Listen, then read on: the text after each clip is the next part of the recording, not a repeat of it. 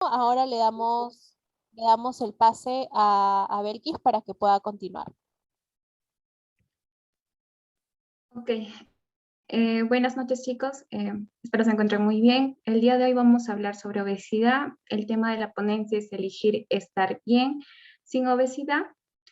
Es uno de los problemas muy frecuentes, sobre todo en adultos, ya prevalente entre 30 a 50 años. Y pues vamos a hacer un resumen de este tema que es importante tanto para la salud pública. Y bueno, soy estudiante de medicina de 5º año de la Universidad Nacional de Cajamarca.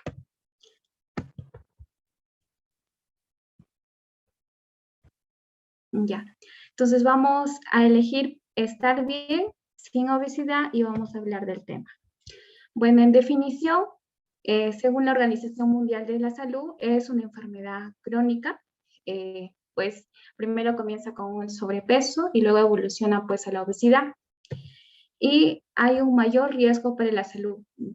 Es multicausal, ya que se debe a factores genéticos, factores ambientales, los estilos de vida, e incluso se puede relacionar con enfermedades secundarias como diabetes mellitus, dislipidemias que pueden luego ocasionar pues un trastorno metabólico y obesidad. Hay un exceso de grasa corporal, hay un aumento de los adipocitos, además hay un índice de masa corporal mayor o igual a 30 kilogramos por metro cuadrado. Existen anomalías de las células grasas y vamos a ver que la obesidad pues va a generar mayormente en las vísceras, como vemos acá, en el tejido celular subcutáneo, un incremento anómalo de estas células, de los adipocitos, y el peso corporal excesivo con respecto a la altura. Vamos a tener causas endógenas internas de nuestro propio organismo, también por causas hormonales, y exógenas por los estilos de vida, la vida sedentaria y una dieta inadecuada. En cuanto a las formas, puede ser una hipertrófica, incremento del volumen, y hiperplasia acá, más que todo se refiere al incremento del número celular. Según la OMS, en cuanto a la epidemiología, desde 1980, la obesidad ha aumentado más del doble en el mundo. Y vamos a tener en cuenta que los responsables primero comienza con el sobrepeso y luego pues se desarrolla la obesidad. El 44% de los pacientes obesos además tienen carga de diabetes, el 23% tienen cargas de también tener cardiopatías isquémicas y de un 7 a 41% cargas de algunos cánceres, ya sea de páncreas principalmente, e incluso de mama, entre otros. En cuanto a los obesos, existe un promedio, en el 2008 se hizo que 500 millones de adultos tenían exceso de peso, y entre ellos, pues más frecuente está en mujeres. Y esto pues se debe a que pues las mujeres genéticamente tienen mayor cantidad de tejido adiposo en nuestro organismo. Las mujeres pues solamente contienen aproximadamente 50% de agua y cerca más del 10% pues a diferencia de los varones contienen tejido adiposo. Y se dio el dato de que en las mujeres existen cerca de 300 millones y en los varones cerca de 200 millones.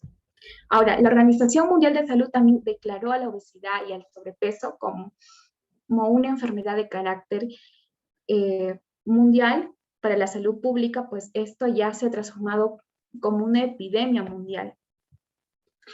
Ahora, la prevalencia acá en el Perú, en nacional, sobre el sobrepeso y la obesidad en adultos, se realizó una encuesta de hogares en el año 2017 en Lima, en la cual se hizo un estudio con muestreo probabilístico y estratificado multietápico, se estratificó e independiente en cada departamento, en la cual, pues la zona urbana, debido a las tiendas que, esperen, disculpen, debido a las tiendas que hay y al mundo comercial de las tiendas como McDonald's, hamburguesa, pues hay una mayor cantidad de personas obesas, cerca del 73.8% en la zona urbana. Ahora, en los adultos jóvenes que se relacionan de 20 a 29 años y en los adultos de 30 a 59 años, el índice de masa corporal, pues el sobrepeso es mayor o igual a 25 a menor o igual a 29.99. Más adelante les voy a indicar cómo vamos a calcular. Seguro que algunos ya lo saben, otros pues vamos a aprenderlo ahora. Y la obesidad pues sería mayor o igual a 30 kilogramos por metro cuadrado. Pues, ¿qué significa? Solamente es dividir el peso entre la talla en metros cuadrados. Por ejemplo, yo peso 60 kilos y tallo algo de 153, pero eso en metros es algo de 1.53, más o menos, aproximado. Entonces, si sacamos, capaz yo esté en sobrepeso. Ahora, en adultos mayores, acá el sobrepeso es, según este estudio, pero en sí la Organización Mundial de Salud y tanto la Sociedad Española de Endocrinología y Nutrición lo relacionan nada más este valor estándar. Pero en adultos mayores, o sea, mayor de 65 años, el índice de masa corporal, el sobrepeso es mayor a 28 a menor o igual a 31.9. Y la obesidad es cuando un índice de masa corporal mayor o igual a 32. Ahora, se encontró pues la prevalencia mayor, sobre todo en adultos de 30 a 59 años. Y la prevalencia de sobrepeso es mucho mayor que la obesidad respectivamente.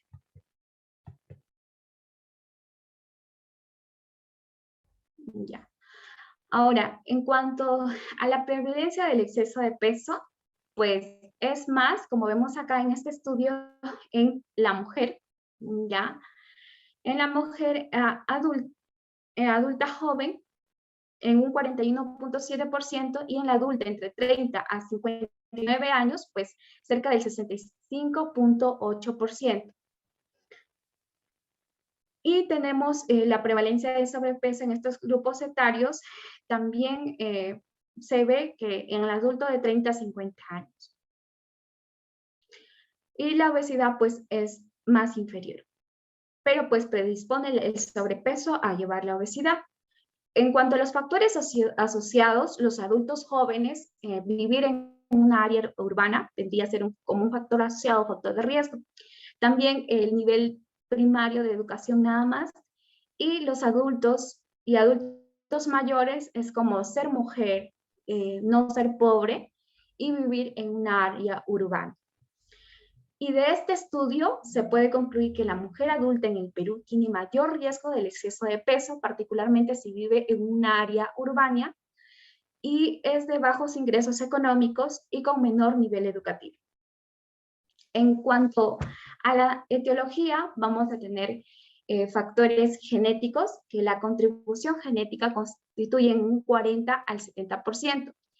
Y esto pues se basa en que el padre biológico con obesidad, por ejemplo, tiene un solo padre, ya sea padre o madre, tienes un riesgo de 3 a 4 veces.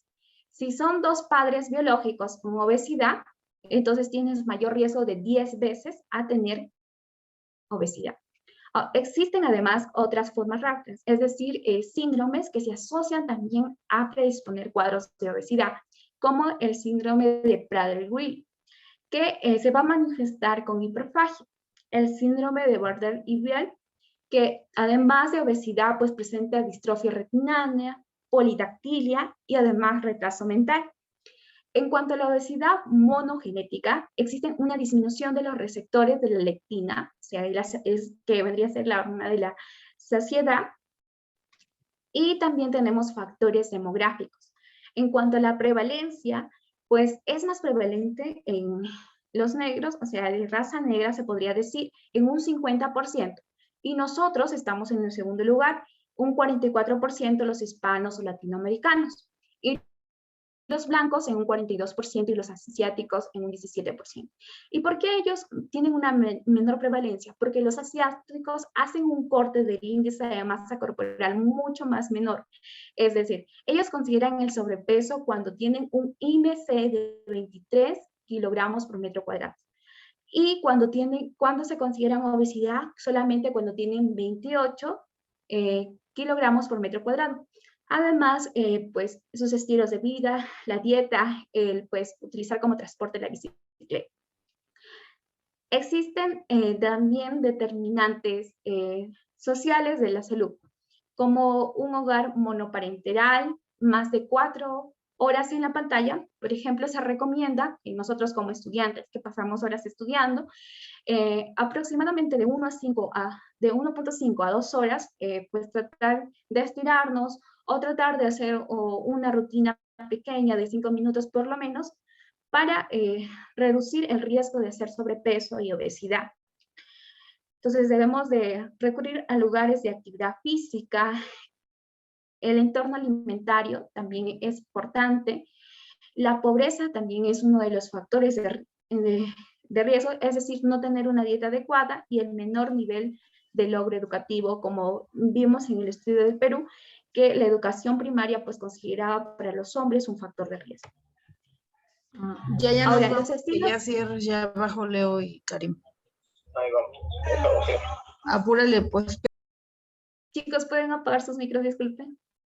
Si es que se me fue el internet, cualquier cosita también me pueden avisar o pueden avisar a los que están encargados de la ponencia. Y ya, muchas gracias.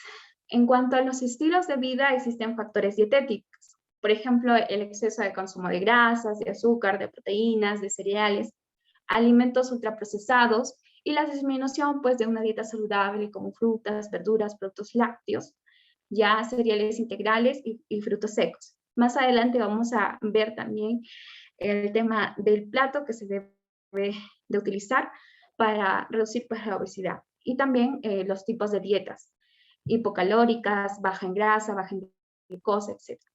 Y la actividad física e inactividad, pues también disminución de los niveles habituales de la actividad física y el aumento de los comportamientos sedentarios. Entre los patrones del sueño, por ejemplo, el tiempo de sueño nocturno también puede ser un factor de riesgo, la hora de acostarse tarde y el trabajo nocturno. Dejar de fumar también, ya que el 10% del abandono, el hábito, pues aumenta en 10 kilogramos al año. Y esto se relaciona con el... Ahora, los medicamentos también forman una parte importante, porque como tenemos acá, estos medicamentos pueden incrementar también el metabolismo celular y generar un efecto de rebote de obesidad. Tenemos los agentes antipsicóticos como la tioridazina, la clozapina, la olanzapina, el litio, entre otros. Los antidepresivos como el amitriptilina, también la clomitramina, la doxepina, entre anticonvulsivantes que se suele mucho utilizar el valproato, también la carbamazepina, la gabapentina, y hipoglucemiantes como la insulina y también las sulfonilureas. Ahora, existen también condiciones asociadas, como el hipotiroidismo, ya que hay un aumento de la adiposidad y hay un aumento de la TSH. El síndrome de Cushing también genera una adiposidad progresiva, pues de manera central en el abdomen, y vemos pues que en el síndrome de Cushing vamos a observar que a nivel... Sí, Fiorella Giraldina, ¿has levantado la mano? Sí, esos son los medicamentos que generan la obesidad, ¿no? Sí, son Aumento de como peso. factores de riesgo que pueden ocasionar la obesidad como efecto de rebote. También en el síndrome de Cushing, la adiposidad central, progresiva, como les explicaba, y pues acá, a nivel de los miembros, tanto superiores e inferiores, vamos a ver que va a haber una disminución de la masa muscular y hay un incremento de la adipocito. También el exceso de glucocorticoides, la obesidad hipotalámica, como una lesión a nivel del hipotálamo, la deficiencia de hormonas de crecimiento, como el aumento de grasa, tanto abdominal y visceral. Otros contribuyentes pues vendrían a ser la microbiota que tenemos a nivel intestinal, como las bacterias Bacteroidetes y Firmicutes, y la exposición a productos químicos disruptores endocrínicos y que se utilizan en la producción de productos comerciales como el bisfenol A. Ahora, en cuanto a la clasificación de la obesidad, vamos a tener una obesidad endógena y una obesidad exógena, como les estaba explicando al inicio. Ahora, la endógena es la que tiene por causa alteraciones metabólicas de nuestro propio organismo, cuando está provocado por una disfunción de alguna glándula endocrina. Por ejemplo, tenemos a nivel del páncreas, que pues va a regular tanto el nivel de la glucosa en la sangre. La obesidad exógena, también tenemos los hábitos, pues el sedentarismo, la alimentación excesiva e inadecuada. En cuanto a otra clasificación, acá vamos a tener la obesidad por tipos. Y esta primera, la obesidad tipo 1, es un exceso de la masa corporal y el porcentaje de la grasa independientemente del sitio de la acumulación. La de tipo 2, como lo vemos acá, es un exceso de grasa subcutánea en el tronco, ¿ya? Y en el abdomen androide. Y es más peligroso, pues afecta a diferentes órganos. Y acá podemos ver la obesidad tipo manzana. La obesidad tipo 3 es un exceso de grasa abdominal, también visceral. Y la obesidad tipo 4 es un exceso, pero en la región glútea. Ya como las mujeres somos un poquito más caderonas, entonces se deposita mayormente allí. Y también en el pompis y femoral, también como vemos acá, ginecoide, y puede provocar varices, cansancio en las piernas. Ahora, para hablar del diagnóstico, primero que nada tenemos que conocer pues la historia clínica del paciente, realizar una adecuada historia clínica y vamos a hacer una historia ponderal de su peso, el patrón alimenticio, preguntar su dieta, los hábitos de vida, qué actividad realiza y hacer un despistaje de trastornos del comportamiento alimentario, ya que para dar un buen tratamiento también debemos de modificar su conducta. Los fármacos que inducen la ganancia ponderal, como les estaba mencionando, también debemos que evaluarlos, retirarlos o disminuir la cantidad por alguna enfermedad prevalente. O cambiar por otro medicamento más óptimo que no genere pues obesidad. En cuanto a los antecedentes familiares, también de la obesidad, como habíamos visto, cuando tenemos tanto ambos padres, tienes 10 veces la probabilidad de hacer obesidad. También complicaciones y las comorbilidades también tenemos que manejar. Ahora, es difícil encontrar patologías que no sea más prevalente en el sujeto con obesidad, ni patología cuya condición no empeore ante la aparición de obesidad. Generalmente este paciente pues va a sufrir otras enfermedades, como la hipertensión arterial. Su presión en un paciente obeso generalmente está elevado, mayor a 130/85, aumentando principalmente la presión sistólica. También la dislipidemia, es decir, los triglicéridos aumentan, son mayor o igual a 150 miligramos por decilitro. El colesterol bueno, que sería el HDL, también en vez de aumentar, pues lo que va a hacer es va a disminuir, menor de 40 en los hombres y menor de 50 en el caso de las mujeres. También predispone a que una persona obesa pues, pueda sufrir de obesidad, tenga un prediabetes también, la persona prediabética o diabética pues va a inducir a hacer obesidad. Tenemos también de 100 a 125 miligramos por decilitro, pues está en una glucosa en ayunas prediabetes o una hemoglobina glucosilada de 5.7 a 6.4. Y la diabetes cuando pues ya es mayor, la glucosa en ayunas mayor a 126 miligramos por decilitro y la hemoglobina glucosilada es mayor o igual a 6.5. Ahora, tenemos que además sospechar de que el paciente puede además padecer de una enfermedad por hígado graso no alcohólico, también de el síndrome de apnea o el síndrome de apnea del sueño. Para descartar eso vamos a tener un índice de masa corporal de 35 kilogramos por metro cuadrado y sobre todo vamos a escuchar a ese paciente roncar y hay un gran perímetro del cuello, mucho mayor a 43 centímetros en el caso de hombres o mayor de 40 centímetros en el caso de mujeres. Ahora, en cuanto a las complicaciones, que nosotros también podemos sospechar que además de la obesidad, pues puede tener complicaciones como artrosis, procesos neoinflamativos, incontinencia urinaria de estrés, discapacidad y movilidad, el síndrome de ovario poliquístico en la mujer, e hipogonadismo e hipogonadotropo en el hombre.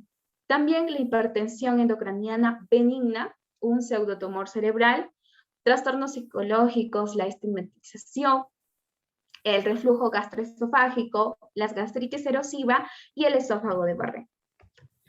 Ahora, ¿qué estudios yo tendría que hacer a mi paciente? Entonces vamos a hacer un glucosa en ayunas, una hemoglobina glucosilada, que ya es un diagnóstico ya más confirmatorio, ya que ahí vamos a medir la cantidad de glucosa que hemos tenido en los 3 meses. Vamos a ver el trabajo de los eritrocitos en 3 meses. La glucosa en ayuda puede que tú hayas pedido que se haga una glucosa en ayudas, pero ¿qué pasa? Que el paciente en un día antes pues no haya ingerido muchos alimentos ricos en glucosa, se haya cuidado. Entonces es más confirmable pues hacer por lo menos 2 glucosas en ayudas y para confirmar pues el resultado de la glucosa en tus 3 meses es la hemoglobina glucosilana. También podemos ver la cantidad de insulina y también hay un estudio de OMA, ¿ya? En la cual vamos acá a evaluar la insulinemia en ayunas. En algunos centros de salud lo utilizan, aunque solamente con los de acá podemos evidenciarlo. Cualquier trastorno tanto de glucosa, la insulinemia en ayunas, que se mide por microunidades por mililitro, por la glucemia en ayunas en milimoles por litro de 22.5. ¿Ya? Y recordar que está la glucosa normal en ayunas está de 70 a 100 microgramos por decilitro. Ahora, existen los valores de insulinemia, de glicemia en ayunas. Bueno, acá o en una persona en normopeso, o sea, está su glucosa normal, puede tener, en un estudio se realizó en un rango de 87.2 más menos 4.9. En cambio, en los obesos tienden pues a aumentar. Y la insulina en ayunas también está entre 4.9 más menos 2.6. Y los obesos pues incrementan la insulina en ayunas en microunidades por mililitros más del 10 ¿ya? De microunidades. Ahora vas a multiplicar estos dos valores y los divides entre 22.5. Y también, bueno, hay un índice para evaluar un rango para evaluar el índice OMA. También, pues, tenemos que hacer un perfil lipídico para sospechar que pueda padecer una dislipidemia, un trastorno aterotrombótico, una aterosclerosis. La función hepática también, por la sospecha de una enfermedad de hígado graso, la función renal, pueden tener enfermedad renal crónica a la larga, hormonas tiroideas, ya que hay una disminución tanto de la TSH, del T3 y la T4. El metabolismo de calcio también y vitamina D, ya que estos pacientes comienzan a tener artrosis, dolor muscular, no pueden ni movilizarse. También hay una deficiencia de la vitamina D. También hay una alteración en el metabolismo de los hierros. Y el PCR, preferiblemente ultrasensible. Y otras determinaciones según la sospecha clínica. Ahora, también, como les estaba explicando, el índice de masa corporal que nosotros debemos de saberlo desde que nuestros primeros años, pues, ¿cómo se saca? Es el peso en kilogramos, en talla al cuadrado, que es en metros cuadrados, y es una medida de primer nivel de la grasa corporal. Además, es una herramienta de detención para el diagnóstico de la obesidad, factores de riesgo para el desarrollo y la prevalencia de distintas enfermedades, y pues nos ayuda a diseñar diferentes políticas de salud pública. En cuanto a sus ventajas, pues este cálculo es fácil de usar, es rápido, es sencillo, es barato, pues no tiene ningún costo, salvo que tengas tu balanza, tu centímetro, y refleja el grado de adiposidad. Es ampliamente utilizado y testado, y es el primer paso hacia una evaluación del riesgo más completo. En cuanto a las limitaciones, es una medida insuficiente por sí sola. ¿Cómo valorar antropométricamente? Hay también una poca precisión, es decir, no evalúa tanto la gravedad del paciente, no distingue entre la masa libre de grasa y la masa grasa, y tampoco la distribución de la misma. Ahora, la circunferencia de la cintura también es importante. En el caso de los varones, pues tienen una mayor circunferencia de cintura que en el caso de las mujeres, debido a que la grasa en nosotros, por ejemplo, se da en la cadera. Entonces, ¿cuándo consideras una persona ya obesa por la circunferencia de la cintura? En los varones tienen hasta 102 centímetros, ¿ya? Y en las mujeres hasta 82, de 88 a 90 centímetros. Además, esta técnica es usado con el índice de masa corporal para identificar a los adultos con mayor riesgo de morbilidad y mortalidad, particularmente en el rango de un IMC de 25 a 35 kilogramos por metros cuadrados.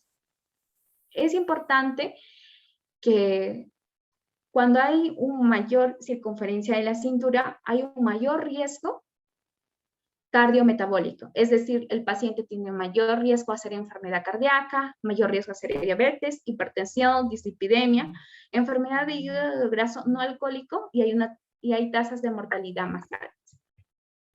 En cuanto a los objetivos de control, recuerden esto, nosotros a cada paciente no lo vamos a manejar igual, ¿no es cierto? Unos tendrán un grado de obesidad mucho mayor, además otros tendrán, además de su obesidad o su sobrepeso, una complicación asociada. Entonces, a cada paciente se debe de manejar de manera individualizada, no colectiva. Y debemos de hacer un plan de tratamiento realista, con objetivos de pérdida de peso, de reducir un 5%, un 15% en un mes de peso, para que pues, el paciente pues, no se desanime en su tratamiento y continúe. Deben de estar adaptados a las complicaciones asociadas del paciente y además deben de estar enfocados en la pérdida inicial del peso y el mantenimiento. Ahora, existen muchas complicaciones asociadas a la obesidad, por ejemplo, la diabetes mellitus tipo 2, y esta tiene un objetivo de pérdida de peso inicialmente de un 5 al 15%. El efecto metabólico de la pérdida de peso, pues, ¿qué vamos a lograr? Mejorar el control glucémico y también, pues, remitir la enfermedad. En caso de dislipidemias, pues, también tiene un objetivo de un 5 a 15% y vamos a mejorar el perfil lipídico, aterotrombótico y la reducción y la retirada de la medicación. En caso de una hipertensión arterial, el objetivo también es de un 5 a 15% y el efecto es mejorar el control y la reducción y también la retirada de la medicación, ya así es que controlamos la presión arterial. Ahora, el síndrome metabólico sin diabetes mellitus tipo 2 tiene un objetivo de pérdida de peso del 10%.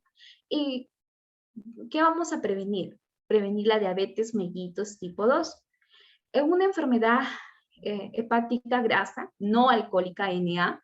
Entonces, el objetivo de pérdida de peso es del 10 al 40, es mucho mayor. Entonces, ahí pues vamos a reducir la grasa intracelular y la inflamación que tenemos a nivel hepático. También en el síndrome del ovario poliquístico, la pérdida de peso de un 5 al 15%, vamos a mejorar la sensibilidad de la insulina, la reducción también de los niveles de andrógenos, hirsutismo y la restauración de la ovulación. Pues, como sabemos, lo característico, pues, del síndrome de ovario poliquístico es la manifestación del hirsutismo, el aumento de los andrógenos y se va a restaurar la ovulación. El hipogonadismo masculino, en el caso de un varón obeso, al reducir el peso vamos a mejorar también los niveles de testosterona. Y el síndrome de la apnea del sueño, ¿ya? El CA tiene un objetivo de pérdida del peso del 7 al 11%, entonces vamos a reducir el índice de apnea y hipognia. También la artrosis, entonces al reducir el peso, pues se va a sentir menos cansado, va a mejorar su movilidad, mejorar la funcionalidad articular. El reflujo gastroesofágico mayor al 10% y mejora los síntomas. También, ya sean de disfagia, de regurgitación, y la incontinencia urinaria femenina, al reducir un 5 al 15%, pues vamos a mejorar tanto la incontinencia, ya sea la poliaquiuria, la nicturia, etc.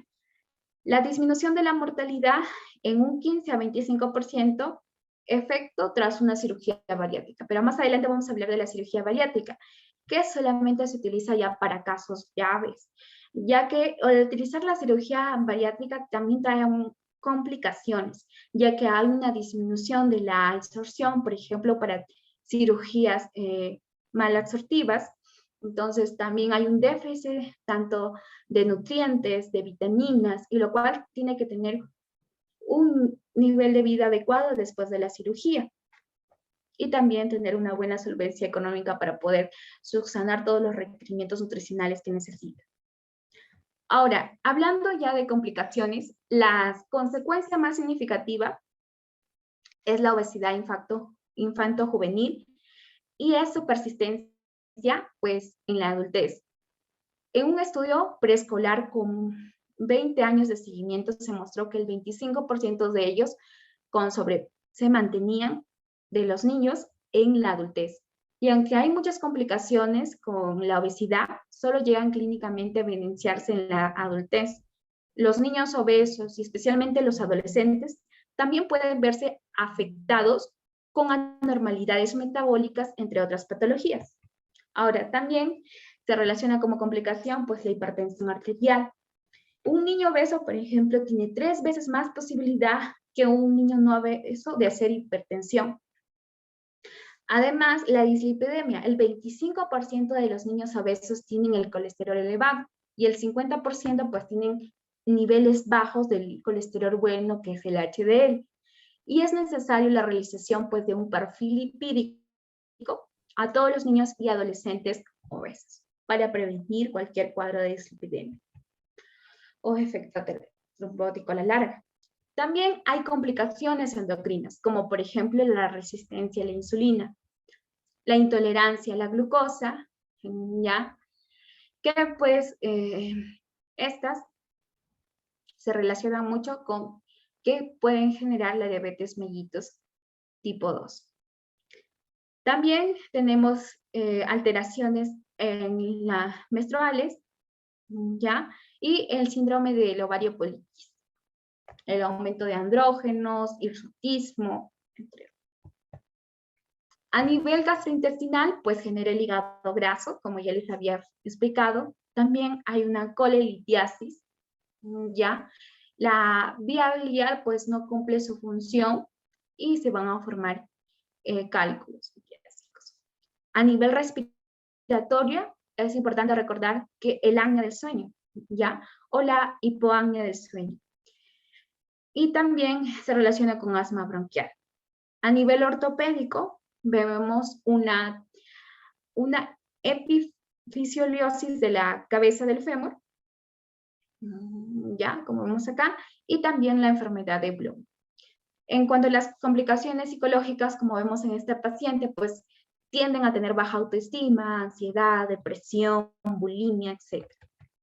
En cuanto al tratamiento, primero que nada es el tratamiento no farmacológico, es decir, los estilos de vida con una dieta y hacer ejercicio acompañado. Y esto, a la par, mejora el tratamiento farmacológico. Tenemos acá los cambios de estilo de vida. En las recomendaciones generales, pues, es una reducción de la ingesta calórica total. El plan de alimentación debe de ser adaptado a las características y preferencias del paciente y poco a poco.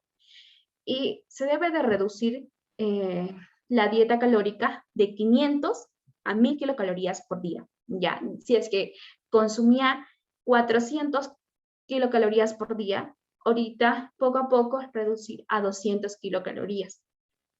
Y así hasta tener un total de 1200 kilocalorías por día como estándar. En cuanto a las recomendaciones generales, también la disminución del tamaño de las raciones es muy importante. Un programa de intervención dietética presencial de alta intensidad para que pueda cumplir con la dieta. El contacto continuado también con el nutricionista o con un familiar de apoyo es importante. Se suele dar la dieta mediterránea, aunque hay otras dietas que más adelante vamos a hablar. Y esta es la mejor adaptada a nuestra cultura y se asocia a la reducción en el riesgo de enfermedades cardiovasculares, cáncer, diabetes mellitus tipo 2 y enfermedades degenerativas. El método de plato consiste en un patrón de dieta mediterránea y puede usar como modelo para mostrar la proporción que debe de estar presentado por cada componente. Y acá tenemos el método de plato de comer saludable. Es decir, vamos a tener un plato y vamos a dividirlo en un cuarto de plato en proteínas saludables. Y estas proteínas pues vamos a escoger pescados, aves, legumbres y nueces, limitar en lo posible el consumo de carnes rojas, o por lo menos 2 veces por semana. Y el queso, evita el tocino, carnes frías, fiambres, embutidos y otras carnes procesadas. También en un cuarto de plato vamos a tener granos integrales, como una variedad de granos cereales integrales como trigo integral, pastas de granos integrales, arroz integral. Limite los granos refinados, como el arroz blanco y el pan blanco. Bueno, es muy difícil también porque tienes que tener buena solvencia económica, pero tratar de lo posible, pues, por lo menos consumir menos cantidad de arroz blanco. Si consumías una mitad del plato, pues consumir un cuarto. En cuanto a los vegetales, vamos a tener diferentes, todos es recomendable en la mayoría, de preferencia de colores verdes como la espinaca, la alcachofa. También se puede emplear las patatas fritas, no cuentan, ¿ya? De preferencia, ya que las papas fritas pues consumen mucho aceite. Entre comer un pollo a la brasa, pues lo más recomendable es comer el pollo al horno, porque las papas fritas en realidad es lo que más nos engorda. El usar aceites saludables, en especial el aceite de oliva, aunque es caro y para muchos, como en el caso de mí, no es tan agradable, pero tratar de, si es que tú predispones a una persona obesa, pues tratar de usar este tipo de aceite para cocinar, tanto en el arroz, en las ensaladas, en la mesa, y pues elimina el uso de margarina, o sea, la mantequillita, a veces incluso lo usamos para freír porque nos da mucho más gusto. Y también las frutas es recomendable, también en un cuarto de porción se puede decir, y acá de todos los colores, sean rojos, manzanas, rojas, mandarinas, etc. Ahora el agua, como recomendación, es tomar pues 2 litros de agua para mantener un flujo urinario normal, ¿no es cierto? Y pues acompañado pues podemos tomar para nuestro almuerzo principalmente, que es la comida más que nosotros más cumplimos, pero tratar de tomar un té o un café, pero con poco o nada de azúcar. Limitar la leche y los lácteos de 1 a 2 porciones al día, y el jugo, un vaso pequeño, ya que muchos jugos pues, tienen compras en tiendas comerciales y tienen muchos preservantes, mucho azúcar, y evite pues las bebidas azucaradas. También recordar que la estimación de las necesidades energéticas es de 1.200 a 1.500 calorías en el caso de las mujeres, pero en el caso de varones es mucho mayor, de 1.500 a 1.800 kilocalorías. Y el gasto energético total calculado es menor del 30% por kilocalorías, y es un cálculo directo de 15 a 18 kilocalorías por el kilogramo. O sea, ¿cuántas calorías tú debes de consumir? Tú sacas entre 15 y 18 por cuánto pesa. Y también se valora según la actividad física. Mientras más actividad física, entonces tú vas a requerir un poquito más de alimentos. Ahora, estas son las dietas. Existen dietas bajas en hidratos de carbono. Como su mismo nombre lo dice, hay bajos de 30 a 50% de los hidratos y muy bajos de 15 a 30% de los hidratos de carbono. Y también es preciso tomar en cuenta la carga proteica y el perfil de la grasa de la dieta. Ahora, entre los efectos clínicos que nos va a generar es una mejora en la resistencia a la insulina y al centro glucémico. Mejora el perfil lipídico asociado al síndrome metabólico. También mejora nuestra presión arterial, disminuye la inflamación y la disfunción endotelial y disminuye también el riesgo de aterosclerosis y el SB. En las dietas bajas en grasa vamos a tener un contenido de grasas menor del 25 al 30% del valor calórico total. Habitualmente vamos a incrementar los hidratos de carbono. Pero ¿cuál es el objetivo? Esto se utiliza en pacientes cuando tienen problemas dislipidémicos, aterosclerosis. Entonces, nuestro objetivo es reducir el LDL, que es el colesterol malo, reducir los triglicéridos y mejorar el HDL, y vamos a disminuir la incidencia también del cáncer de páncreas. También en cuanto a la dieta mediterránea, acá, como ya les mencioné, es como el método del plato, los cereales integrales, las frutas, las verduras, las legumbres, y el uso preferente de pescado y carne blanca, y el uso de aceite de oliva virgen o extra virgen. Y el consumo de frutos secos también es importante. Ya nos podemos hacer una ensalada de fruta con frutos secos y además con cereales integrales y nuestras frutas. Y mejorar el control glicémico, disminuir el LDH, disminuir los parámetros de síndrome metabólico, de estatosis hepática no alcohólica y de eventos cardiovasculares. La dieta DASH también se suele utilizar. Acá mayormente se relaciona con la reducción mantenida de la presión arterial. Se utiliza mayor para eventos cardiovasculares. ¿Por qué? Porque hay una disminución de la cantidad del sodio y aumenta la cantidad de potasio, calcio y magnesio, y aumenta la fibra dietética. Hay una disminución de la presión arterial mantenida, una disminución de la resistencia a insulina y estatosis hepática. También tenemos una dieta hiperproteica, que vamos a tener proteínas de 25 a 35 de energía total de la dieta. Recordar que las proteínas es aproximadamente hasta 20%, entonces vamos a incrementar de 25 a 35. Y el objetivo es disminuir el peso, disminuir la masa grasa y aumentar la preservación de la masa libre en grasa y tasa metabólica basal.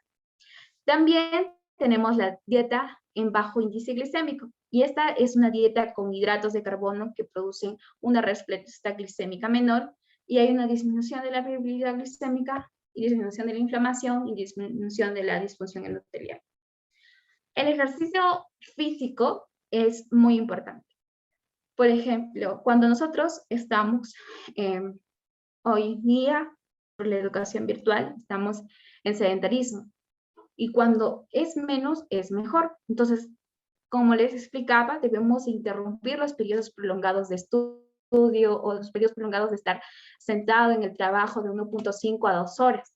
Nosotros, pues, debemos de tomar unos descansos, por ejemplo, de 5 a 15 minutos, por lo menos para dar unos estiramientos o pequeños paseos. También el entrenamiento de la fuerza, el ejercicio de fortalecimiento muscular, que engloban los principales grupos musculares realizar de 2 a 3 sesiones por semana continua.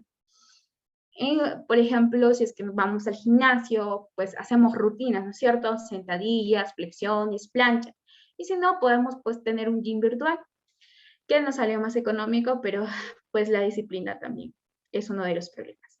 En cuanto a el ejercicio aeróbico o cardiovascular, al menos 150 minutos es recomendable. Por lo menos 150 minutos por semana nosotros debemos, es decir, caminar, salir a correr, y de una intensidad moderada.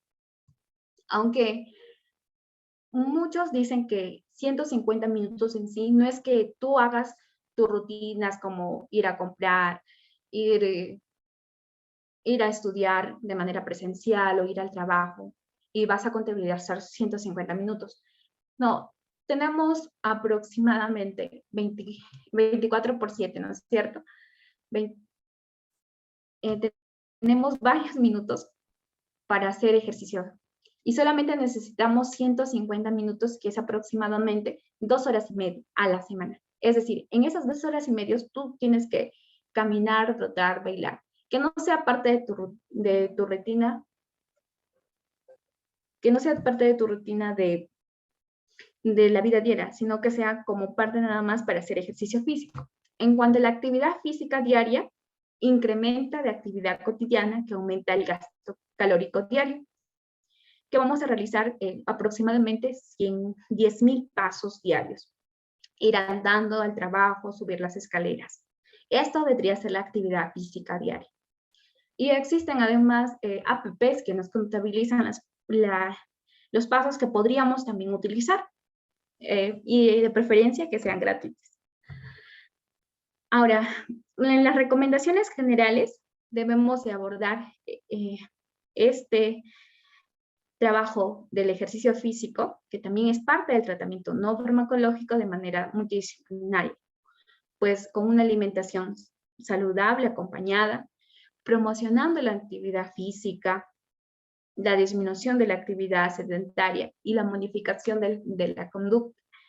Una buena actitud pues nos van a ayudar a tener una mejor dieta, a cumplir y también a tener disciplina en la actividad física. En cuanto a las recomendaciones específicas, debemos de participar y supervisar los ejercicios por profesionales de actividad física. Muchas veces, por ejemplo, el gym virtual, nosotros mismos nos supervisamos y tratamos de imitar, pero a veces tienen limitaciones, ¿no es cierto? Entonces, de preferencia, se puede optar por tener ayuda de un profesional que pues te dé un entrenamiento individual o algo supervisado en la cual tú puedas exigirte más de lo que tú harías solo por tu cuenta. Entonces, también debemos de controlar a nivel cardiovascular, la presión arterial, debemos de controlar a nivel hormonal, debemos de hacer un seguimiento también de glucosa. Entre los fármacos existen muchos fármacos para la obesidad. Entre ellos, como tenemos el Orlistat, el Locazerina, el Enzalutamida y la liraglutida. Esta liraglutida, vamos a hablar de algunos nada más y luego les voy a pasar las diapositivas para que puedan complementar a ustedes. Primero, el Orlistat es un inhibidor de la lipasa intestinal, pues esta va a dificultar la absorción de la grasa, y la esteatorrea es su principal efecto secundario. Hay una pérdida de peso promedio tras descontar el placebo. Se hizo un estudio ya en lo cual se vio la evidencia. Miren, acá tenemos una posología, una dosis de este fármaco de Orlistat, que es el inhibidor de la lipasa gástrica y pancreática, de 120 miligramos en desayuno, comida y cena, o sea, 3 veces al día. Se hizo este estudio, un estudio en Europa multicéntrico, y vamos a ver que frente al placebo tiene una mayor tasa de adherencia, pero también pues produce efectos secundarios, como son diarrea, esteatorrea, flatulencias, meteorismo, dolor abdominal, manchas oleosas, urgencia fecal e incontinencia fecal. Y tenemos que tener también precauciones cuando el paciente tiene una hepatitis tóxica rara, cuando tiene una colelitiasis, cuando tiene una tiroxina, tiene precauciones con la warfarina. O sea, con estos medicamentos, o sea, usarlo en conjunto, ¿no es cierto? Cuando tenemos el uso de antiepilépticos, de ácido valproico, de gabapentina y ciclosporina. Y en cuanto a las contraindicaciones, pues no es recomendable para mujeres embarazadas y estén en lactancia, y hay una mala absorción intestinal, una colestasis, dolor abdominal, incluso puede tener ictericia, fiebre, nefrolitiasis y oxalato. Ahora, también tenemos la liraglutida, que es un análogo del GLP-1 que provocan saciedad precoz y náuseas, y se han visto asociados a las pérdidas de 4 a 8 kilogramos. También el esenatide se puede utilizar, pero no se ha sido aprobado como tratamiento de obesidad, a diferencia del liraglutida de 3 miligramos, aprobado en Estados Unidos ¿ya? Y este es un medicamento también para diabetes mellitus, análogo del GLP-1. Es un poco costoso, pero ya se ha evidenciado que sí, pues reduce el peso de 4 a 8 kilogramos. Y se han mostrado pérdidas de peso tras un año de liraglutida. Acá tenemos la liraglutida de 3 miligramos. El mecanismo de acción es una acción anaerogénica central con el POC. Y hay un leve retraso pues, del vaciamiento gástrico. Se ha hecho un estudio con obesidad y prediabetes, en la cual en la primera dosis se administró 60 miligramos en la primera semana. Luego se incrementó a 0.6 miligramos en la segunda semana. En la tercera, 1.8 miligramos y en la cuarta 2.4 y así se incrementaba a 0.6 miligramos, ya hasta llegar solamente a 3 miligramos. Y la tasa de adherencia, a diferencia del placebo, fue mucho mayor para la disminución del peso y pues producía como efecto secundario las náuseas, vómitos, diarrea, estreñimiento, cefalea, dispepsia, aumento de la frecuencia cardíaca. En cuanto a las precauciones, es con la enfermedad inflamatoria intestinal, para gastroparesia, enfermedad renal crónica con una filtración glomerular menor de 15 mililitros por minuto, una enfermedad hepática avanzada, una insuficiencia cardíaca ya con fase 4 añeja, una colelitiasis y antecedentes pancreáticos. Y está contraindicado también para embarazo y lactancia, para un carcinoma medular de tiroides, para una cistitis aguda y una pancreatitis aguda. También tenemos el fluoxetina, que está indicado en la obesidad asociada pero con trastornos depresivos, obsesivos convulsivos. También se puede utilizar el naltrexona, bupropión. Estos fármacos actúan como ser hiperoxigénicos y provocan también una pérdida promedio de 5% del peso. Y acá tenemos, en cuanto a su mecanismo de acción, el naltrexona es un antagonista opioide y el bupropión es un inhibidor de la recaptación de dopamina y noradrenalina.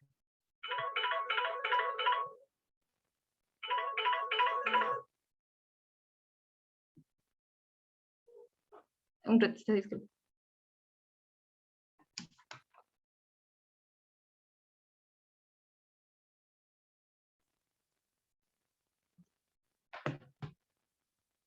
Ya. Y también, bueno, tenemos acá que en la poseleología se administró en el desayuno y en la cena, cerca de un promedio de 8 a 9 horas de la mañana y en la merienda cerca de las 6 a 7 de la noche.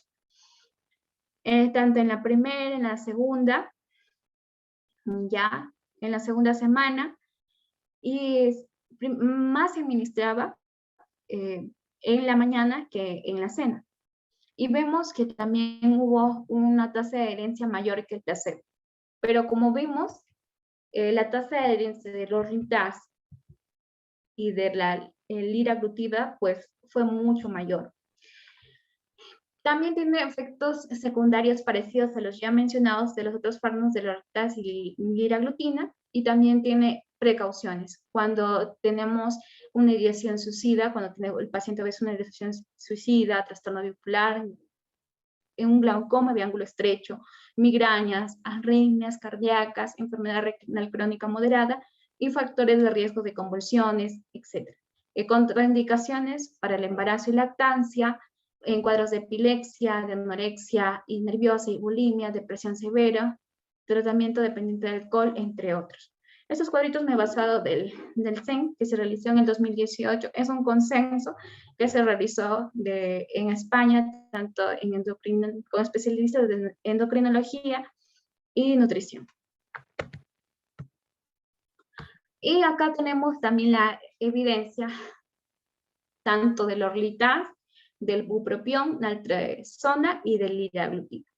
Como vemos acá, el Orlitaz y el liraglutina tienen una mejor prevención para diabetes mellitus tipo 2, está tanto para el bupropión, naltrexeno, para la hipertensión te ayuda el Orlitaz y el liraglutina, y enfermedades cardiovasculares como arritmias, el Orlitaz. Pero como vemos acá, el bupropión y el naltrexeno tenemos que evitar en casos como hipertensión no controlada, también enfermedades cardiovasculares, porque puede aumentar la frecuencia cardíaca, en el caso de una enfermedad renal crónica, entre otros. Entonces, lo que más se utiliza es el liraglutida, hay mayor evidencia o mayor fármaco de elección, y el Orlitaz, pero ya se han comprobado científicamente que se puede utilizar.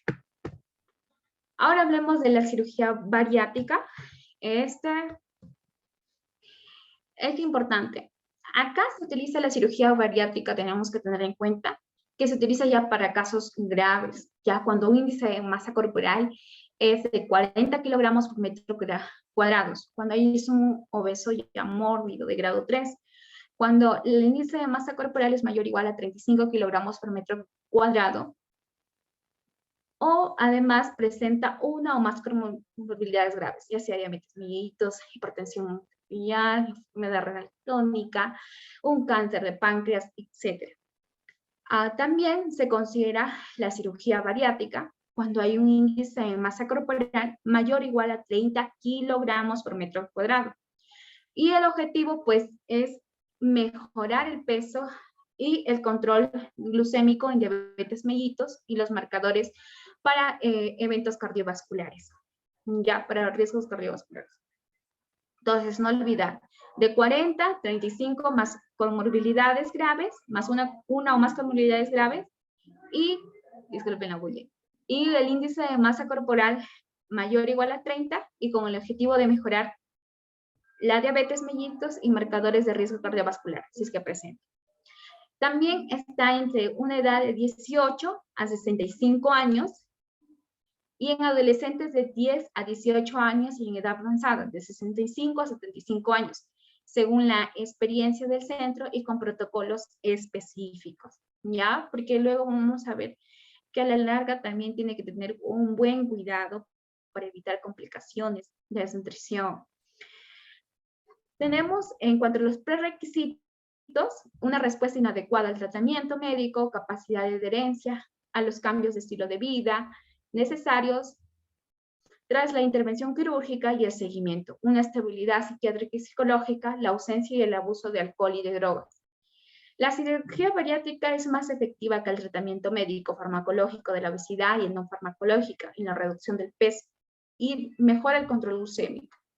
De elección, pues lo que más se utiliza un abordaje laparoscópico, ¿no es cierto? Y existen técnicas según el objetivo de peso, según las comorbilidades, el riesgo individual, la experiencia del cirujano y las preferencias del paciente. También la solvencia económica. Y debemos tener en cuenta la eficacia en el peso. Si presenta una diabetes mellitus tipo 2, pues se utiliza la derivación biliopancreática, es mayor que el bypass gástrico o la gastroctomía tubular. Disculpen, chicos, pueden apagar sus micros.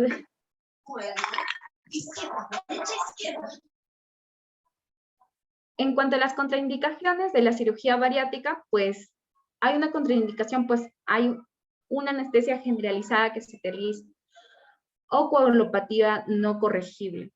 Hay una esperanza de vida limitada por la enfermedad que presente sea cardiovascular, irreversible o daño orgánico o cáncer metastático o inoperable. También está contraindicada en mujeres embarazadas, en personas drogadictos o alcohólicos activos, en trastornos alimentarios o enfermedad psiquiátrica ya grave. Su equipo terapéutico pues, puede contraindicar a la cirugía en caso de falta de compromiso de adhesión al seguimiento dietético, incapacidad de realizar el seguimiento médico prolongado. Ahora, la cirugía de la obesidad en la actualidad es el método más eficaz para poder alcanzar la pérdida de peso ideal, significativo y mantenido en el tiempo.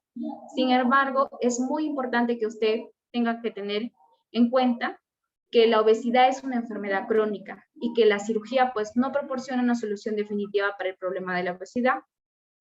También el objetivo de la cirugía pues es ayudar a perder el exceso de grasa corporal, pero tratando de preservar la masa muscular y ósea para mejorar su salud.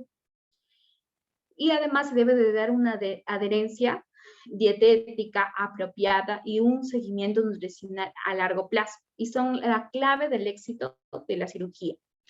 No debe de olvidar los déficits nutricionales que ocasiona en sí esta cirugía, tanto vitamínicos, que son frecuentes, incluso te puede dar anemia, megaloplástico, deficiencia de hierro, deficiencia de ácido fólico, que se pueden incluir, etc. Este tipo de intervenciones y se precisa en su monitoración y adecuada suplementación de por vida. Entonces, existen tipos de técnicas quirúrgicas que vamos a tener restringiendo la cantidad de comida que se puede tomar, que su mismo nombre lo dice, es una técnica restrictiva, que vamos a cortar pues el estómago cerca del 70% aproximadamente. Incluso si algunos cirujanos lo hacen menos, como vemos, lo reduce, lo corta. Y también tenemos otra técnica que es mal absortiva. Aquí vamos haciendo que los alimentos que se tomen pues no se absorban, no se aprovechen y se eliminen sin haberse absorbido. Y tenemos una técnica mixta, que es una combinación de la restricción, como vemos acá, se corta, y también hay una mala absorción, ¿ya? Se coloca a nivel del intestino. Este tubito del estómago cortado y se coloca al nivel del intestino. Acá he traído un video que había visto para que le entiendan mejor la cirugía. En el estilo de vida y medicamentos no ha sido exitoso. Existen dos tipos de cirugía bariátrica. Los procedimientos restrictivos disminuyen el tamaño del estómago para que la persona sienta saciedad rápidamente. No se puede ver el video. Después de la cirugía, el estómago tolera una tasa de... Ay, disculpen, tengo que cambiar de pantalla ahorita, lo cambié. Es que no había sacado de YouTube, perdonen. ¿Ya lo pueden ver ahorita el video? Sí, ahora sí. Ya, muchas gracias. El cirujano realizará una cirugía bariátrica si el esfuerzo por perder peso mediante cambios en el estilo de vida y medicamentos no ha sido exitoso. Existen dos tipos de cirugía bariátrica. Los procedimientos restrictivos disminuyen el tamaño del estómago para que la persona sienta saciedad rápidamente. Después de la cirugía, el estómago tolera una taza de comida. Un estómago normal tolera entre 4 y 6 tazas. Los procedimientos malabsortivos disminuyen la absorción de calorías en el intestino delgado. Antes de la cirugía, se colocará una vía intravenosa. La cirugía bariátrica requiere anestesia general, la que lo mantendrá dormido durante el procedimiento. Se insertará un tubo respiratorio por la boca y en la tráquea para ayudarlo a respirar durante la operación. El bypass gástrico, conocido técnicamente como bypass gástrico Roux-en-Y, es un procedimiento restrictivo y malabsortivo, ya que reduce el tamaño del estómago y disminuye la absorción de calorías en el intestino delgado. El cirujano utilizará uno de los dos métodos de cirugía de bypass gástrico. El método abierto requiere una incisión de entre 8 y 10 pulgadas, 20 a 25 centímetros en el abdomen. El método laparoscópico solo requiere varias incisiones pequeñas y clave, mediante las cuales el cirujano pasará un laparoscopio e instrumentos quirúrgicos. Un laparoscopio es un instrumento delgado con luz que proyecta imágenes de la cirugía en un monitor en el quirófano. Durante la cirugía de bypass gástrico Roux-en-Y, el cirujano utilizará grapas quirúrgicas para crear un pequeño compartimiento que funcionará como un estómago nuevo. Esta bolsa tolerará una taza de comida. La parte inferior del estómago continúa segregando jugos digestivos, pero no recibe alimento. Luego, el cirujano cortará el intestino delgado bien lejos del estómago, levantará uno de los extremos libres y lo unirá a la bolsa. Posteriormente, unirá el otro extremo libre inferior al intestino delgado formando una Y. Al pasar por alto la parte inferior del estómago y la primera parte del intestino delgado, se absorberán menos calorías cuando la comida atraviese este nuevo camino. Las técnicas de banda son procedimientos restrictivos. Ayudan a disminuir la ingesta de alimentos de dos maneras: encogiendo el estómago al tamaño de una pequeña bolsa y creando una abertura diminuta desde la bolsa al resto del estómago. Los alimentos pasan lentamente a través de esta abertura. Estos factores harán que sientas saciedad más rápidamente y durante un tiempo más extenso. En la gastroplastía vertical con banda, también conocida como VBG o grapado estomacal, el cirujano abrirá una ventana en la parte superior del estómago. Colocará grapas en el estómago, alrededor de la ventana y hacia el esófago para crear una pequeña bolsa en la parte superior. Luego, el cirujano pasará una banda de plástico rígido a través de la ventana y la doblará alrededor del pequeño orificio de salida de la bolsa, lo que evitará el estiramiento. La comida pasará desde esta bolsa a través de una abertura diminuta a la parte inferior del estómago y al resto del tracto digestivo. Durante una cirugía de banda gástrica ajustable, también conocida como AGB o lap-band, el cirujano colocará una banda inflable alrededor de la parte superior del estómago. Como la banda es inflable, apretará el estómago para crear una pequeña bolsa y una abertura estrecha hacia la parte inferior más amplia. Se puede realizar mediante incisiones diminutas utilizando un laparoscopio. La banda se puede ajustar en cualquier momento. La derivación biliopancreática es un procedimiento malabsortivo que disminuye la cantidad de calorías absorbidas en el intestino delgado. El cirujano comenzará extrayendo parte del estómago y dejando solo una pequeña bolsa detrás. Luego, coserá el intestino delgado a la bolsa. Esto crea un camino directo desde la bolsa al final del intestino delgado. El duodeno y el yeyuno son pasados por alto. En consecuencia, se absorben pocas calorías y nutrientes. Para todos los métodos de cirugía bariátrica, el cirujano cerrará las incisiones con grapas o puntos. Después de la cirugía, se le retirará el tubo respiratorio y se lo trasladará al área de recuperación para controlarlo. Se le administrarán medicamentos para el dolor y la dieta avanzará gradualmente durante varios días.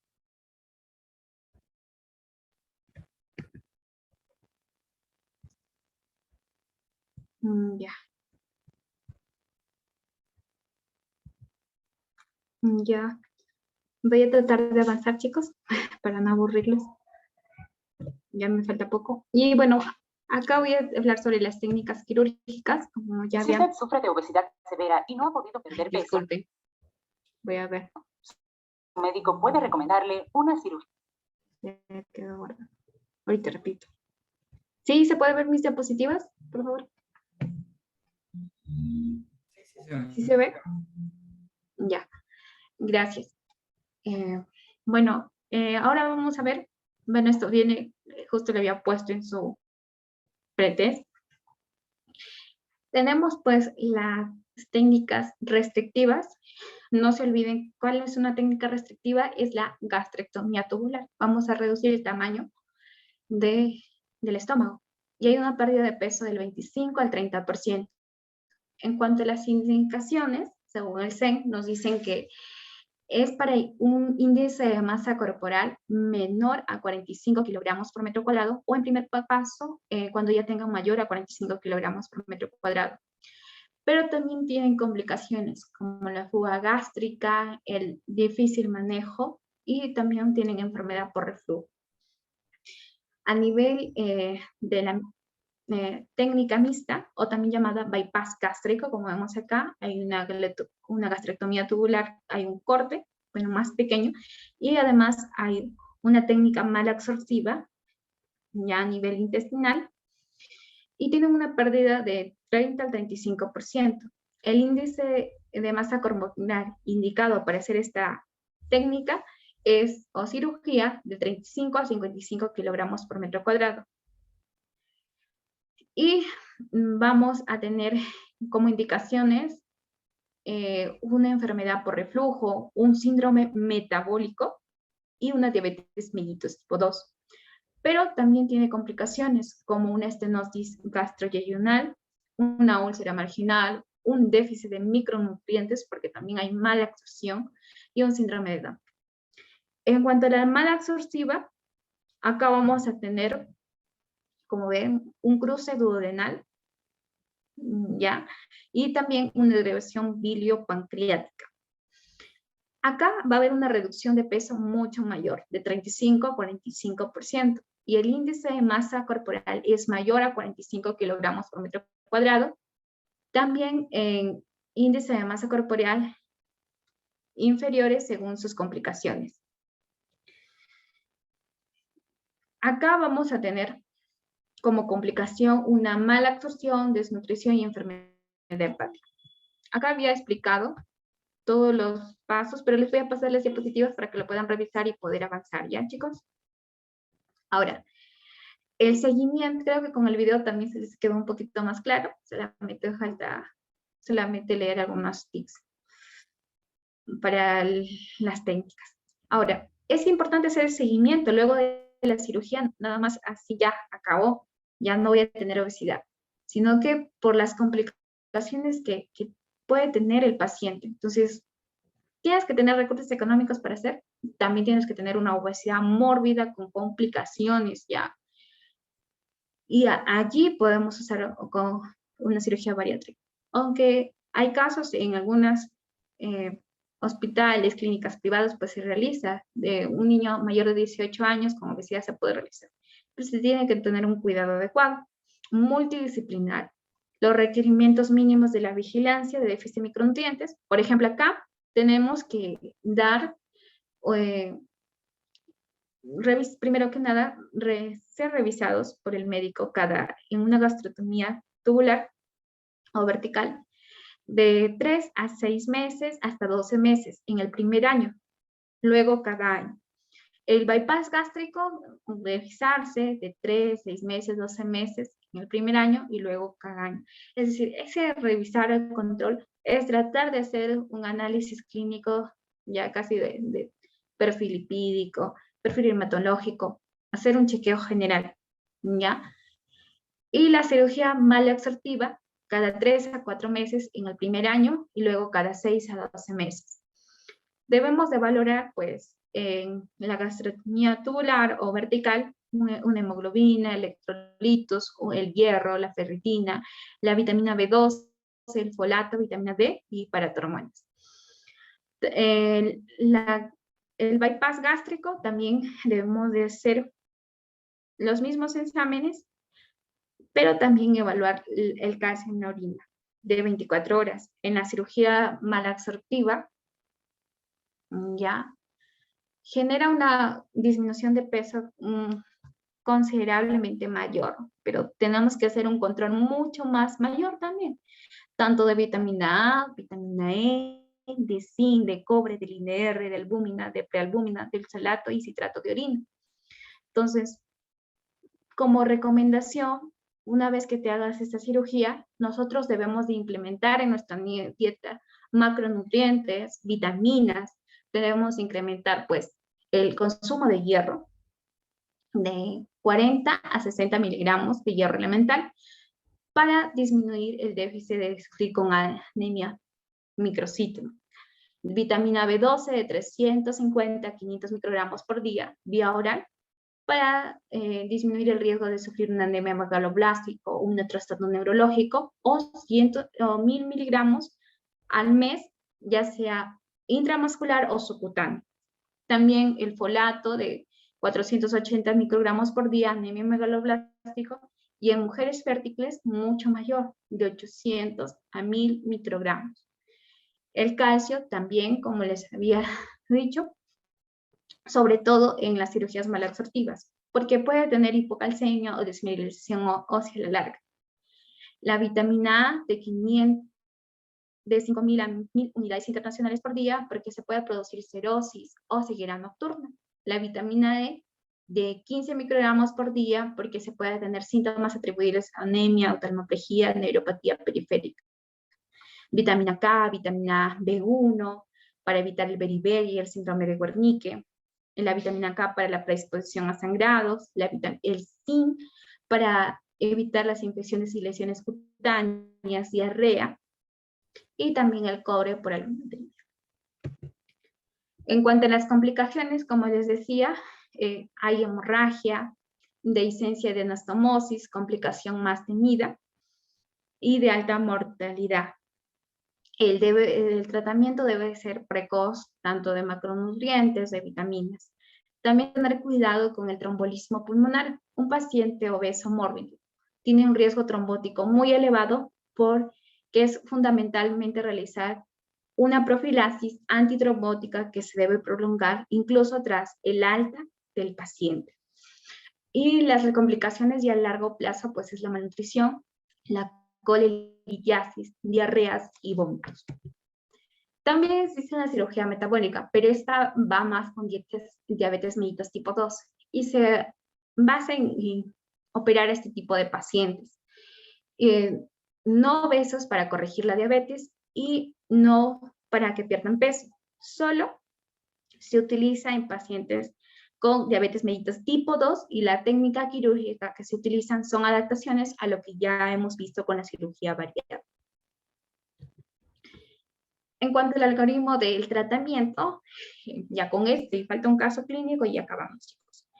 Tenemos que evaluar al paciente con un índice de masa corporal mayor o igual a 30 o mayor o igual a 25 kilogramos, pero por metro cuadrado con complicaciones. Ver el diagnóstico, a veces identificar también los factores agravantes del paciente. Y debemos de motivar a nuestro paciente, familiar, amigo conocido, para tratar de que tenga un cambio de su estilo de vida. ¿Ya? ¿Qué pasa si es que no tiene ese cambio de conducta? Entonces vamos a tener que evitar el aumento de peso, controlar los factores predisponentes, hacer un diagnóstico y manejo de las complicaciones. Pero si es que hay una motivación y un cambio de su conducta, vamos a tratar de instalar una dieta hipocalórica, cambios en los estilos de vida, control de complicaciones, si es que tuviera, y evaluar, dependiendo del índice de masa corporal. Ya mayor o igual a 30 o mayor o igual a 27 kilogramos con complicaciones, considerar el tratamiento farmacológico. De primera elección, según el CEN, es la liraglutida de 3 miligramos. ¿Ya? Y de segunda opción es el Orlistat o bupropión y el naltrexona. ¿Ya? Pero como allí le había dejado, el fluoxetina, por ejemplo, es para trastornos bipolares, de ansiedad, depresión, también se puede utilizar. Y el índice de masa corporal, mayor o igual a 40 o mayor o igual a 35 kilogramos por metro cuadrado, pero con comorbilidades, contemplar la posibilidad de una cirugía bariátrica y las pérdidas insuficientes de la recuperación postnatal.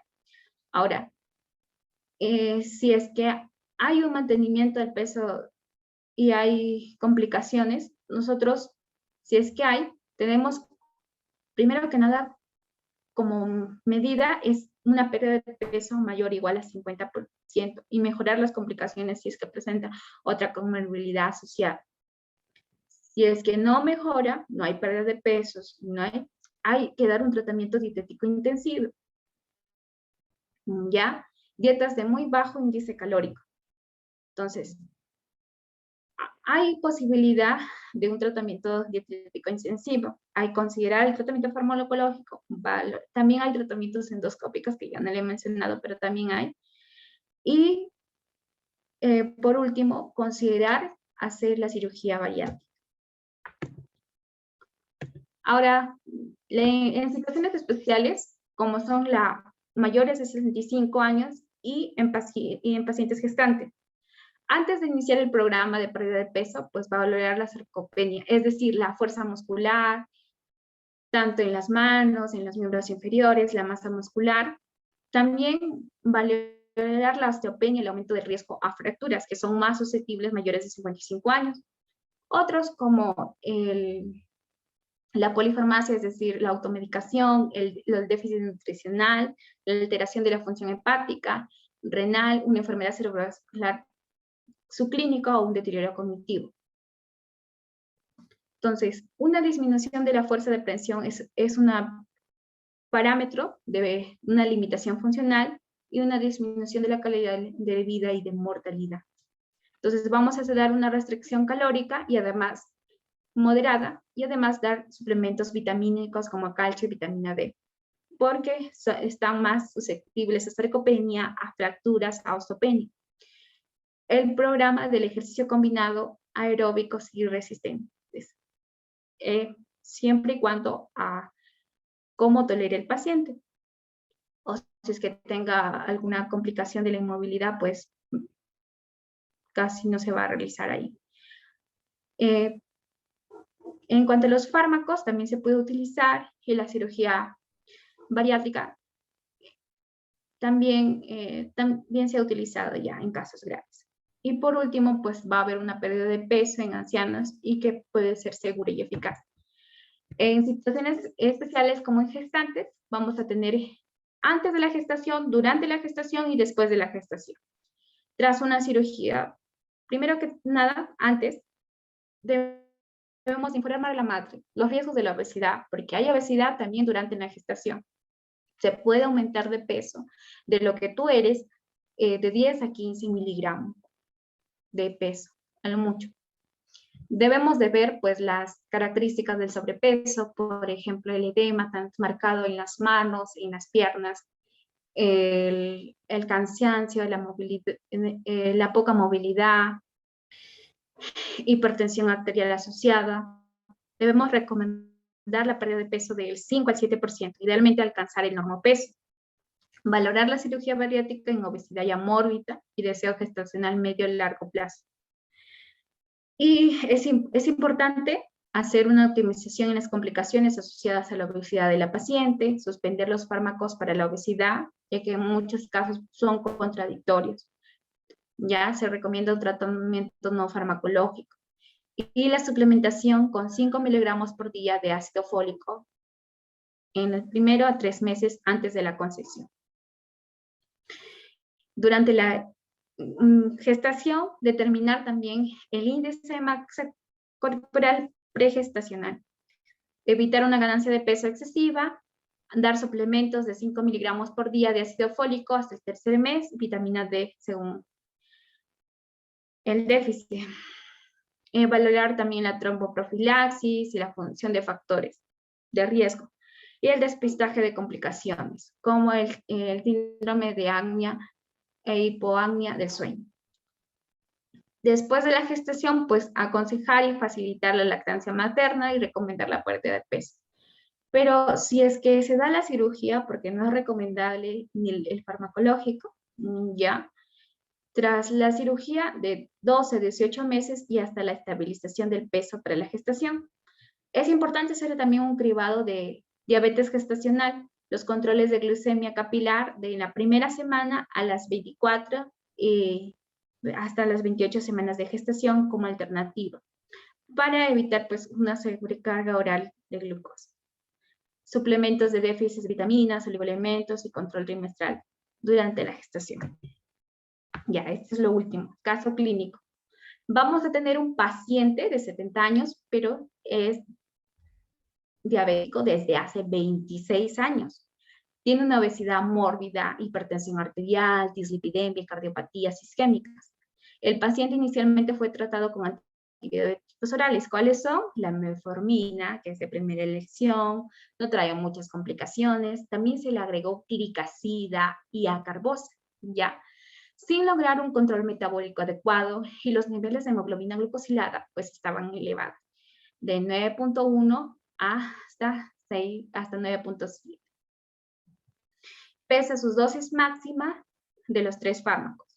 En el 2000, tras 13 años de evolución, es remitido a la unidad de diabetes de atención primaria con un mal control glucemio y presencia de complicaciones relacionadas a la diabetes, como polineuropatía sensitiva crónica axonal y nefropatía diabética con proteinuria y retinopatía diabética. Estaba bien complicado.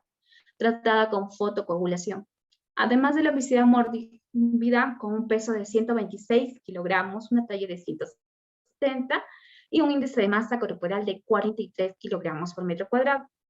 Por dosis que se inició, dar tratamiento de insulina NPH a dosis de 40 UI repartidas en 2 dosis asociadas con metformina de 850 microgramos por 12 horas y glicazida de 30 miligramos al día, junto con cambios de estilo de vida, con una dieta hipocalórica, nada más de 1200 calorías por día y aumentar pues la actividad física.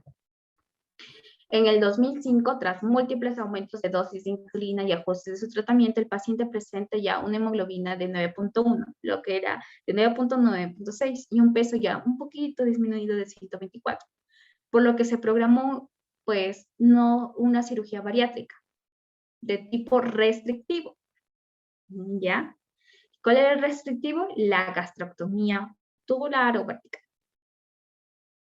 el cual se realizó por la técnica laparoscópica. Recuerdan, puede ser abierta la laparoscópica, pero la que más se recomienda es la laparoscópica, donde hacemos por medio de un monitor y hacemos 3 huequitos, 3 puntitos, reduciendo la capacidad gástrica de 120 cc.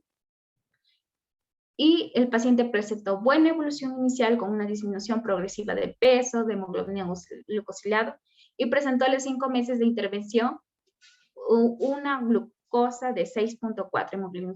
Y a los 11 meses, una pérdida ponderal de 25 kilogramos de peso y una hemoglobina glucosilada de 5.7. Y se había logrado reducir progresivamente la dosis de insulina hasta retirarla, manteniendo solo con metformina. Ya no se utilizó ni glicazida ni ascarbosa. Ahora, la buena evolución se mantuvo 2 años después de la cirugía, con una hemoglobina ya de 5.9 y un peso de 95 kilogramos. A los 3 años de intervención se fueron incrementando progresivamente el peso y la hemoglobina glucosilada, por lo que el índice de masa corporal, ya de lo que era, si no me equivoco, 47, ahora está en 32 kilogramos por metro cuadrado. Y se decidió asociar con liraglutida de 12 miligramos a la metformina de 850 miligramos con cada 12 horas. A los 6 meses se objetivó la pérdida del peso de 5 kilogramos y una reducción de hemoglobina glucosilada de 12%, 2 años después iniciado. Entonces la liraglutida, la hemoglobina era de 6, glucosilada era de 6.5 y el peso era de 92.5 con buena tolerancia de ese tratamiento. En la última revisión por consulta externa y sin cambios terapéuticos se mantuvo un buen control metabólico, hemoglobina glucosilada y un peso de 91. Una hemoglobina de 6.1, un poco que aumentó, pero disminuyó de la última, mejorando además las cifras tensionales y los niveles de lípidos. Ahora, el paciente con duración de corta enfermedad, o sea, si tienes una obesidad menor de 5 años que te hayan detectado, y en los que previo a la cirugía solo se requería medicación oral. Esto sugiere una buena respuesta clínica óptima. Otros factores como por ejemplo la edad avanzada, el mal control metabólico, el tratamiento con insulina previo a la cirugía tienen un rol de disminuir la eficacia de la cirugía. Los pacientes sometidos a cirugía metabólica deben de seguir estrechamente y un cuidado, ¿no es cierto?, tanto nutricional, y aquellos que presentan una recurrencia de diabetes mellitus, pues deben de plantearse el tratamiento integral de peso y el control metabólico de resistencia a insulina.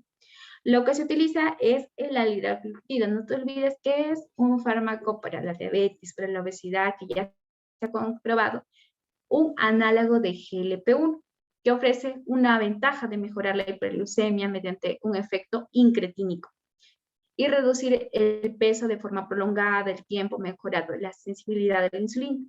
La liraglutida es un análogo de GLP-1 y que ha demostrado los efectos a largo plazo, siendo una excelente alternativa cuando la cirugía, a pesar de la remisión inicial, produce recaída de diabetes mellitus y en caso de obesidad. Y eso es todo. Muchas gracias.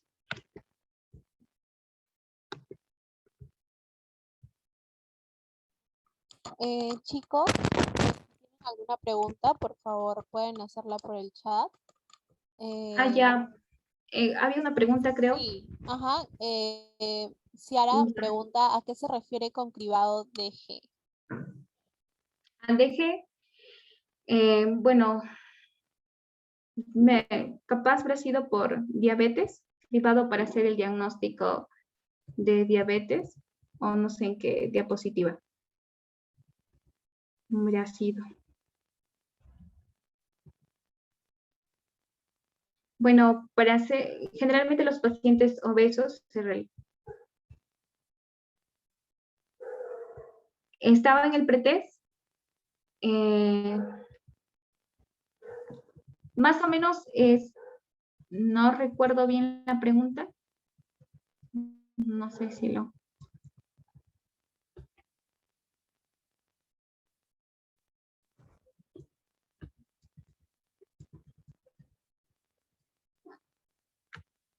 A ver, esperen, si es que veo la pregunta, capaz lo pueden...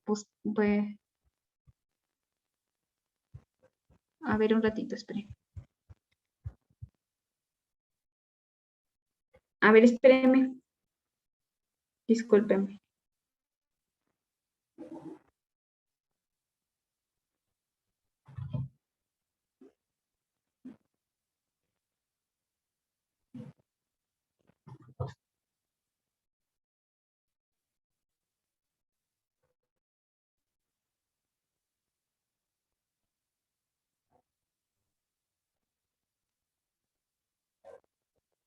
Ah, ya. Diabetes gestacional. Ya. Deje diabetes gestacional y los controles de la glicemia capilar de una semana, de 24 a 28 semanas de gestación, como alternativa de sobrecarga oral gestacional. Sí lo mencioné, pero está por acá. Más bien, disculpa. Son en casos especiales de diabetes gestacional. Está acá, mira.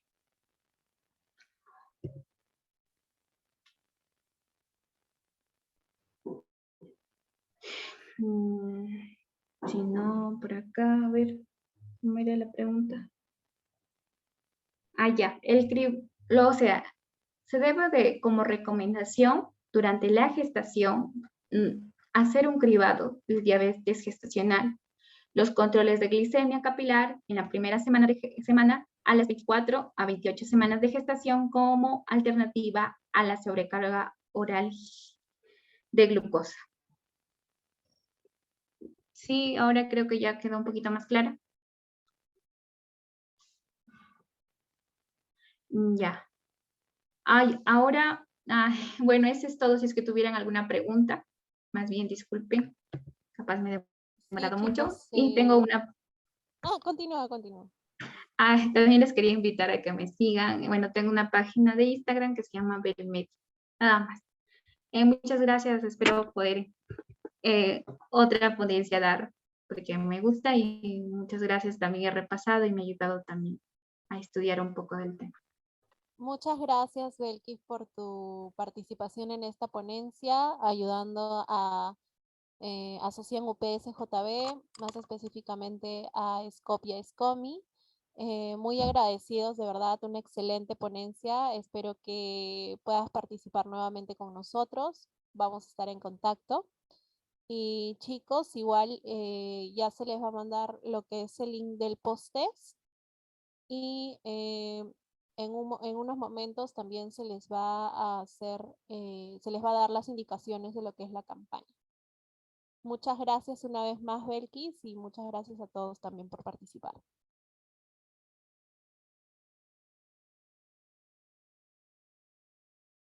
Tu micro, Belkis. Ya, muchas gracias también, un placer. Ya les envío las diapositivas también después de que resuelvan el post-test. Y también tengo un PDF que me he basado mayormente de abordaje de obesidad, que es interesante, para que lo puedan revisar. Bueno, ya me retiro, hasta luego, muchas gracias. Gracias, Belkis. Bueno, chicos, ahí está el post-test. Ahora voy a compartir mi pantalla para que tengan la plantilla de la campaña. Esperen un momento.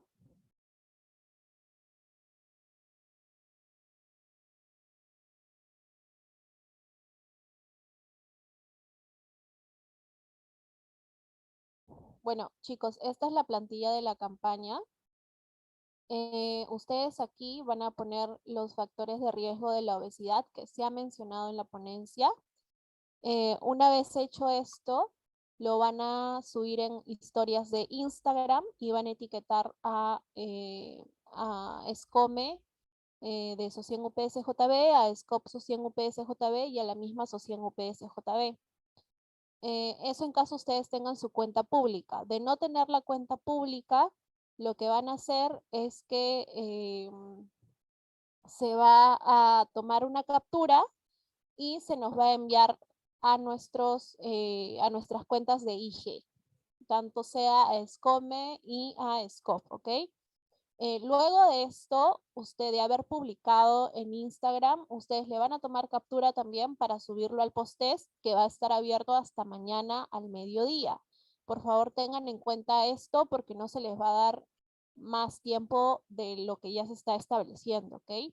Asimismo, para que no hayan ningún tipo de problemas y todo sea en orden, nosotros vamos a verificar que a las 12 del mediodía todavía siga la historia en Instagram, así como que también se haya enviado la captura al formulario de Google Forms, ¿ok? Para que no haya ningún problema. En caso de que ustedes hayan enviado la captura al post-test, pero no haya ninguna prueba de que se ha subido verdaderamente a Instagram o de que sigue ahí, entonces no se les va a contar. Por favor, chicos, tengan muy en cuenta esto porque vamos a ser muy juiciosos con ello, ¿ok?